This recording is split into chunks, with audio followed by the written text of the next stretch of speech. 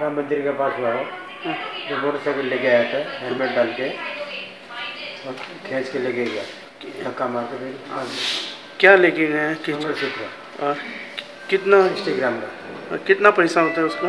160। 1,60,000। नवेले गए और बाद में राम मंदिर के पास आया, खींचा मेरा मंगलसूत्र, फिर मैं गिर गया, वो मंगलसूत्र टूटा नहीं। तो फिर वो खींचा, नीचे गिरा, फिर स्कूटर से मेरा सिर 3 बार ऐसा मारा। बाद में लेके गया। मैं आवाज़ करा, लेकिन वो टाइम को कौन भी नहीं थे। बाद में एक लोग सुना तो वो बाहर आई औरत। बाद में वो लोग गया स्कूटर लेके भागा।